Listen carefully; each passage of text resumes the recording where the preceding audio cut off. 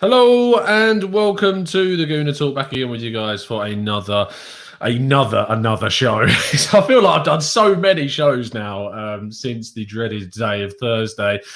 Second of today, of course, this morning we did our usual 8 a.m. show looking at the latest Arsenal transfer news. But our preview show is what you're tuning in for now, in which we still preview every single Arsenal game. There are, in fact, if you tried to forget, you may have put it back to the back of your mind. There are actually still games to be played this season. And I'm joined today by Dan, one of our expert members. How you doing, mate? Are you well? You good? Yeah. I told you I'd unmute you. I said it. I told you, son. I thought I'd do it anyway. But I'm good. Just stressed about Arsenal. I think everyone is, but I'm good otherwise. Good. It's you. I think this is the first. Is this the first show I've done with someone since it's happened? I think it is. I think all the other four I was on my own for.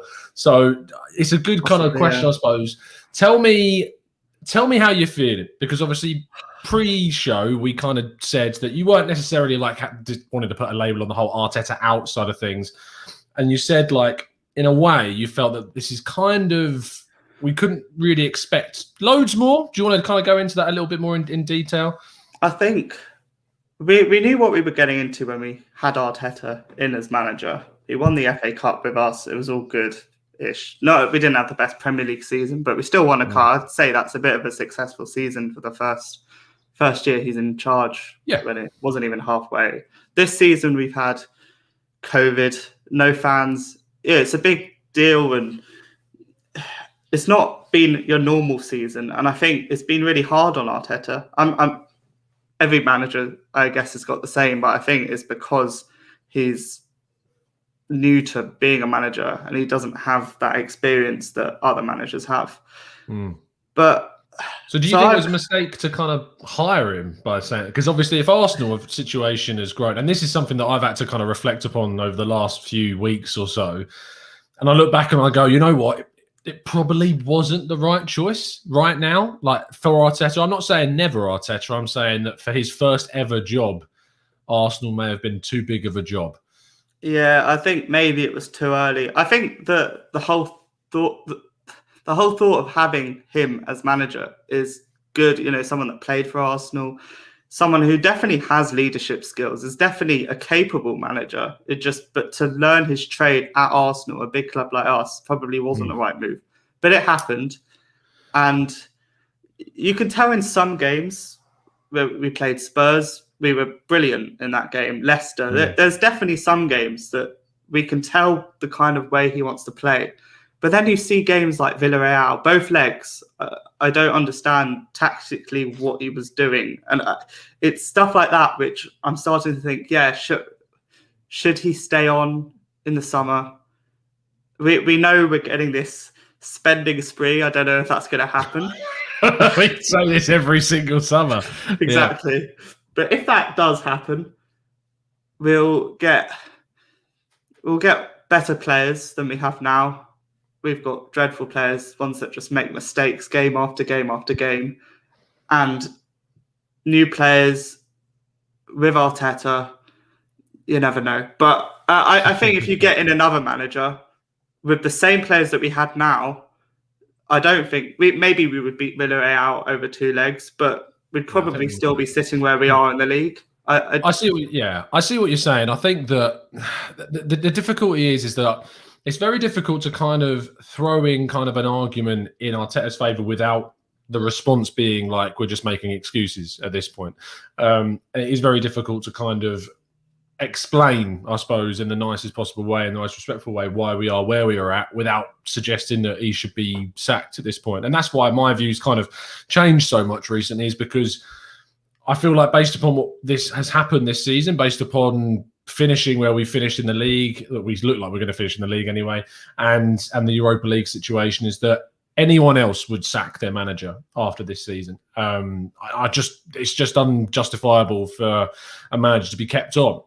I think someone like Arteta needs to be given that time, because it is a process, and it's that not going to haunt me until I die. But it's not going to take a season. It'll probably take 2 or 3 Yeah. or 4. So I think you do have to. Well, I think we will see that he gets given a chance, gets given this summer, gets given probably next season. We'll see where we are in November, December. Only time can tell, really. Yeah, I agree with you. Okay, so if we're thinking about kind of the rest and putting the perspective of the rest of this season, we're playing a team in West Brom that are effectively gone by this point. The relegation season is almost as boring as Arsenal's season this year. It's not full of drama. It's pretty much going to be Fulham, West Brom, and Sheffield United at this point that are going to be going down. And that's to the credit of Joe Willock keeping Newcastle in the Premier League. He's done exceptionally well. One that's going to cause a lot of debate over the summer as to what Arsenal are going to have to do with him. I'm very much on the side of, I think maybe we should look at getting as much money from him as possible because we've sold so poorly in the past. And others are saying, well, look how good he's doing. Maybe you can do that at Arsenal, which is also a very fair argument as well. And we will do separate shows and discuss that in detail. But Arsenal's Premier League season, I was working this afternoon. I was watching the Spurs game and writing about Arsenal at the same time. And everyone knows what I'm like. I'm the optimist of optimists. I will try and find any way to make me watch the last few games of the season. And I'm looking at the Premier League table and I'm sitting there trying to convince myself that things are still possible. Me too. You just can't help it. And the thing is like if Arsenal win tomorrow, we go 4 points behind Spurs. And now I'm not talking about European qualification at this point. I'm not talking about aiming for that. But if there's something that Arsenal can aim for, I feel this season it's trying to get as close to and overtake Spurs. That is what I want to see from Arsenal, is to not give up at this point. You've got 3 games left. Treat it as a pre-season as much as you like, and I think you should only really be using the players that you intend on having next season, really. And I've kind of picked some of them in my team, and you may disagree, and we'll go on to some of those points in a bit. But Spurs play Wolves, Villa, and Leicester as their final 3 games. Arsenal play West Brom tomorrow, in which if we win that, we'll be 4 points behind. And our 3 games after West Brom are we've got Chelsea, we've got Crystal Palace, and we've got Brighton. And you think that Arsenal could maybe muster more points from Crystal Palace and Brighton than Spurs may be able to across Wolves, Villa, and Leicester. And I know I am the absolute optimist of optimists, and I speak in these terms, and it must frustrate the hell out of some people. I genuinely believe it does. But am I mad, Dan, or is there any kind of incentive for Arsenal to try and push for as high a finish as possible in these final 3-4 games? Look, we're all still Arsenal fans. We all still want Arsenal to do as well as we can, whether the situation. We want us to win. And if there's a chance that we can keep winning and overtake Spurs, that'd be great. It doesn't paper over the fact that our season's been dreadful, but it gives us something. It's a difficult one, but yeah, exactly the hope that kills you. So maybe we shouldn't be thinking about that and just focus on ourselves. Stop doing it. Focus on ourselves. If that happens, then it happens, and we need all the take it game by game is probably the best advice that we can do. Anyway, let's focus on specifically tomorrow's game and the teams that we've picked for tomorrow's game. We've got an interesting kind of selection of players to go for because obviously there's injuries, there's players that are still coming back from fitness. So talk me through your choice for tomorrow's game. Okay, I mean, Leno, I'm really not a fan. I really want to get rid, but I put him in purely for selfish reasons. He is in my fantasy, so we need a clean sheet. But no, maybe it will up his price. Yeah, exactly. Maybe it will up his price. But if Ryan's not our player, maybe it's silly to play him, even though maybe we probably should sign him because he's done nothing wrong. That's what I've done, yeah. Yeah, he's done nothing wrong. I rated him at Brighton, so yeah, I've gone for Leno purely for that selfish reason. Right back, Chambers. I don't like Bellerin. That's it. Left back, I can't imagine Tierney's going to go there because he played 75 minutes or something. Didn't look extremely fit, but I wouldn't risk him. Not that there's anything to play for, but I'd rather not play him. So Cedric, I think, is the only option, really. We could push Saka there, but I like Saka in that attacking line. I think he's such a threat. We need him up there. So, and Xhaka, maybe he's injured, but we all know he's not a left back. And then your midfield, Partey, El Neni. There's no one really else. Xhaka, if he's injured, I don't think we know. Does anyone know in the chat? El Neni's done well. I think this season, and Tom, I know you're going to disagree. I think he's been better than Partey. If we signed El Neni this season for 45 million and Partey was, I don't think we'd argue. Did you say Xhaka has been better than Partey? Or no, El Neni. El Neni's been better. Right. You've been tuning in to the Gooner Talk. We'll see you next week. Oh, come on, exactly. Man. What do you mean? What do you mean he's been better? Tell me. Explain to me how El Neni has been better than Partey. I'm sure the chat will disagree as well. You've opened a can of worms here. Oh, God. I don't know how many games Partey has played. I've seen the quality. We've all seen it. I think the Man United game. There are a few others. We've seen how good he was. But for example, the Villarreal, he seems really slow on the ball. And I don't know what that is. Is that how he played at Atletico? Because he gets the ball and I want someone to drive forward really quickly, kind of. And he just takes his time with it. And I don't know about that. On Partey, just briefly, the reason why I think that what you're seeing is happening is because the reason he waits is kind of because there's no one really moving for him. So he does what he does at Atletico, which was pick up the ball and push forwards. He had so much movement ahead of him. You've got so many good players at Atleti last season that were pushing forwards, making movements from in wide areas, and of course moving like Marcus Llorente and Saul and all these players around him moving. And with Arsenal, we're quite static. Absolutely quite static, and he looks up and he just doesn't really see that same movement because his midfield partner Xhaka, for instance, is very, very kind of static in himself, and he was always either partnered with a Koke or with a Saul that were going to push forward and move for him and make space and drag other players away from him, and so he hasn't really been able to do that. And so there's kind of always, and also the Premier League is a much quicker league. You don't have as much time on the ball and you get pressured a lot quicker than you do in La Liga, and that I think has ultimately meant that he hasn't been able to, say, impose himself on games quite yet as he was able to at La Liga, and the injuries have not helped him transition. I don't agree with you about El Neni. I think that El Neni, if you were to ask me kind of El Neni's best games for Arsenal this season, I'd go back to Man United away at Old Trafford. And I think that performance from El Neni is massively kind of emphasised by Partey's own performance in that game. If, say, El Neni was partnered with Granit Xhaka, I don't see El Neni having the game that he did at Old Trafford. I'm trying to think of other games where El Neni's been like really influential, and I'm struggling. The game against Newcastle, he was good in, of course, but I just try and tell me like the performances from El Neni in the games that you've seen where you think he has kind of not been, or rather has been, better than, say, Partey. I'd say there aren't. Yeah, you're right. There aren't any standout games. There aren't many games he gets a 9 out of 10. It's usually 6 or 7.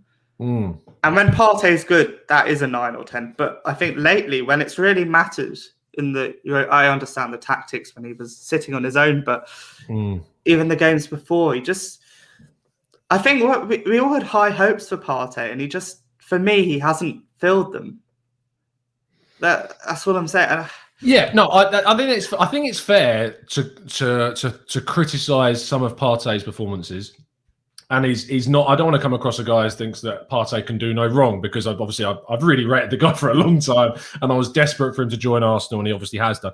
And obviously, if Szoboszlai joined, I would struggle to have that same kind of lack of bias, I suppose, in looking at the player. But what I do think that his injuries have impacted him this season, and I also think the way that he's been deployed by Arteta has affected him this season when he's been deployed on his own, which is not. I mean, the amount of people I saw that saying that he should be put on his own, and I'm going, no, he needs to play with a partner. Yeah, he needs a partner. He needs to have the security behind him. That's why I think Bissouma's a great option, because Bissouma's more disciplined. He would be staying back while Partey could transition and could move forward and be more expressive. It does frustrate me that he hasn't been able to really show off, but I would say you've gone too far. Maybe. Any comparison. Maybe, but I mean, another thing, El Neni's bit more of a goal scorer. That adds to your game. we've seen the great goals, the screamers that Elneny has, and Partey. Yeah. I know that's not everything in a deep lying midfielder, but yeah. I know what don't. you mean. I know that people want to see more goals from Partey, and trust me, he scored some screamers for Atletico Madrid, amongst some absolute horrific shots, as we've seen from him as well. And that is certainly something that I'd love for him to add to his game is some goals from midfield. But to be honest, Arsenal shouldn't be looking at Partey to be adding goals. Arsenal need to be looking at their number 10. Like Erdegaard has not scored enough goals since coming in. Emil Smith-Rowe has not scored enough goals coming in yet. And the thing is with Smith-Rowe is I can justify that because he's still young, he's still developing, he's got a lot of potential, he's really creative. I want to see him develop that final product. I think that's Emil Smith-Rowe, that's the part of his game that he really needs to work on. But I wouldn't be looking at, say, Partey to be the guy that needs to add more goals when Elneny is just such a safe option for Arsenal. And that's why I'd rather have seen him playing in the Europa games over Ceballos. So I think Ceballos has cost us too many times, and Arteta has not learned from that when he should have picked Elneny if he was going to persist with Xhaka at left back. Elneny was going to give you a safe option and just a solid performance, as you say, a 6.5 out of 10 basically every game. So, yeah. I'm assuming then you would renew Elneny? We've got a year left on his deal. Would you be giving him a new contract? I think in the ideal world, we'd get rid of him. But he's not good enough for Arsenal. He's not. I know I said he's better than Partey, but Partey's got. You're not alone because FT Music TV says unpopular opinion. Elneny has been better than Partey. Exactly. But I don't know if that. I don't think it's Raf. I think Raf uses a different account. But go on. No. I probably would renew him as a squad player, as someone who can fill in when we need to, someone who can come in the game for 5 minutes, have a bit of energy, start to press as he always does. Yeah, I'd probably give him a contract, but not as a starting midfielder. Probably fifth option. The good thing about Elneny that I'll say is that he seems very content at being a squad player, not having to start games. He knows that he's going to get picked for his national team for Egypt because they've not got too many kind of competition players in those positions for Egypt right now. And at Arsenal, he's going to get picked just for being at Arsenal. To be honest, can be enough to get you picked for your national side at times, especially in that kind of level of national football, international football. So. I don't mind if he gets given, say, a 2-year extension to his current deal, just keeps him at the club. But I don't think that we should be, if it means that he's going to block the path of, say, an Aziz coming in and getting minutes, or I'd rather Aziz be playing. Exactly. Of course, yeah, and I think that's important to consider. Anyway, go through your forward line. Yeah, so I've got Odegaard. He started off so well. We all were screaming at Arteta, try and sign him in the summer. He kind of got injured. He's not been the same since. But I think I want to see as much as we can get from Odegaard between now and the end of the season. The last, 4 games? I want to see as much as we can. Is he good enough? Because he is an option. I'm sure he's an option for next season. We need a 10. If it's not going to be just on Smith-Rowe, we do need a 10. Odegaard could be that guy. I want to see more from him. That's why I've got him in. I've got Smith-Rowe on the left. I really like when Smith-Rowe plays with Odegaard in the left and in the middle, as we've seen in a few of the games. Saka was carrying the season kind of at the beginning. Slowly he's gone off the pace, but I think we've just overused him. But he is some player I think should be in Southgate's England squad. And then up front, I've gone for Martinelli. He should have started probably should have started in the Europa League. He just has so much energy. He's got... I think he should get given this chance to be up front. And I think if we saw that front four, you'd be pretty content with that. Yeah, so, I think I like the front four. I think I've made a couple of changes to it. I have gone with one of the more natural strikers in mind, and I actually haven't got Saka in the team. The reason why I've not got Saka in the team, I've gone with Pepe, is I think that Pepe is someone that we just need to keep investing in and keep using. And I think he needs to see a strong end to the season and playing regularly, because I think that's what's ultimately holding him back, is that he's just not playing enough on a consistent basis. He keeps getting benched after good performances by Arteta, which I can't understand. And and I would just like to see him start more games. Saka, I think, is completely burned out at this point. I think he's carried as much as he can for this season. I just think he needs a bit of a rest. I also want to see him go to the Euros, and I know that obviously it's not me saying that I'm prioritising England over Arsenal, but it's going to be going into a competition off the back of a really demanding season. I don't want to see him injured, and I think managing Saka from our point of view needs to be taken into account. I think we can beat West Brom without him. When we go into that Chelsea game, I'm starting Saka because he's a really important player for us. But I think we can afford to make some changes in this one. I've gone with Ryan because I'd like to see us sign him permanently in the summer. And so I think he'll stay. If you notice, listeners, I'm trying to pick a team of the players that I think are going to be here next season. Cedric and Chambers, I imagine Chambers is still going to probably be here. I think we will struggle to sell him, to be honest. And they may even be tempted to give him a new deal based upon some of his performances and his versatility and the cover that he can provide. And I'd like to see Gabriel play, and I can't trust Holding with Gabriel. There's just something about those two that doesn't work. So Chambers maybe be much better. This is what I would have done as well if Tierney was fully fit. And I don't know if Tierney is going to be fully fit. Of course, he did start, and then he came off in the second half against Villarreal. Try and get back to fitness, play him if he's there. It's not like we've got too much to play for at the end of the season. We've just got to try and pick up as many points as feasibly possible. Elneny and Partey in the middle, I've agreed with you. You've got the world's number one midfielder and Thomas Partey together, so they should do all right.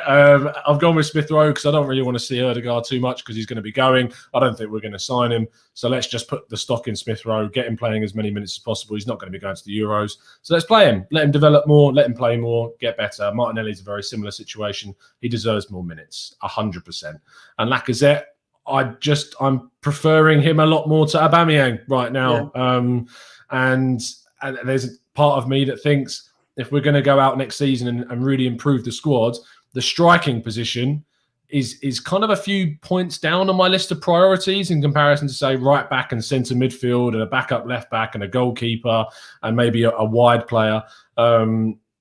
The striking position, I think, with what we've got with Aubameyang here, and if we give Lacazette, say, a 1-year extension to protect that value or protect that player for an extra season, I'm fine with Lacazette being here. I think he's been underrated this season. I think obviously he's missed some big chances at the start of the campaign, as did everyone, but has been one of our most important players in the second half of the season and has scored some big goals for us when we've needed him. So, and I think obviously that it was gutting they got injured against Fulham, and if he hadn't have done, maybe the Villarreal ties would have been very different. He would have played in the first leg, and things might have been different if he'd have played that first leg instead of the false nine. So that's what I've gone for. We move now on to, of course, talking about predictions. So chat box, if you can, throw in the scoreline, what you're going for. Be as crazy as you like, because it doesn't matter at this point. But Dan, what are you going for, mate? I think it's going to be relatively straightforward. West Brom have been pretty woeful. After sacking Bilic, I don't really know why they did. Yeah. I think, Sam Allardyce, he's not been the normal Sam Allardyce we always see, grinding out games. So I think we'll win 2-0, 3-0. I'll go for 2-0. Martinelli and 2 goals Martinelli.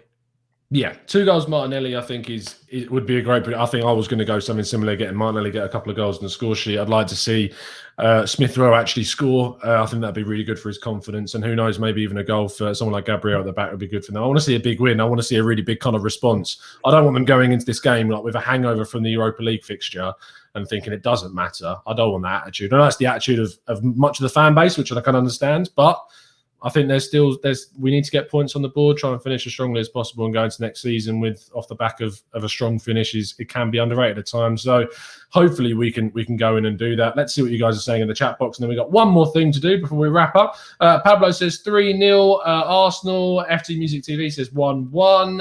Sadia says hopefully 2 or 3-0. Omar says 2-0 win, but I couldn't care less. I'm not even going to watch it. Lenny says Arsenal 0, West Brom 1. Not looking for the confidence performance there. Matt Thornton says 3-0 Arsenal. Steve Stone says 2-1 with Ryan and Leno to get both goals. That would be pretty interesting. And Matt Thornton says that Goal Nenny is going to be on the score sheet once again. Let's have a quick look at Dan's made a spreadsheet, which he sent me earlier, which is very interesting, which basically tells us what's been going on in regards to kind of the issues, I suppose, with who's at fault for certain goals. Now, I was hoping that I can share my Excel spreadsheet, but it's being a bit strange. Here we go. It's actually working now. So you should be able to see on your screen, as long as I get rid of the overlay, that you can see that. It's pretty small, so I'm going to zoom in. But what it is, Dan, is you've effectively worked out who's at fault for every single goal during this season. And it boils down to you coming up with a table of the big errors that we've got from the players. So Leno with 12 is ridiculous. that's crazy. Bellerin with 5, Xhaka with 3, Holding 2, Gabriel 2, and then Tierney, Luiz, Partey, Cedric, and Pepe all on a single 1, which is interesting because there's certain players on there that have not got any, that have played quite a considerable amount this season. But Leno with 12. Is this now why you're basically cutting the cord with him? It's just too many errors this season. Yeah, I mean, there's so many games he parries shots he should be doing better when it's a set piece, or his distribution's not great. I just don't see it. Yeah, he comes out with a good save or two maybe in a game, but so does your keeper playing for Accrington Stanley. Keepers make good saves, but does another Premier League keeper make this kind of many errors? I don't know.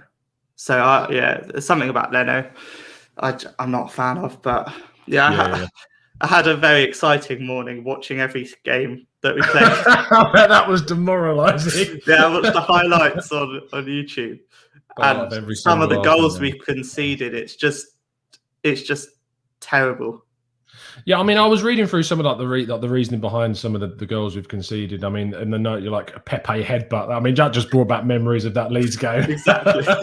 Leno handling outside the area, like just things like that you don't expect to see from a professional footballer.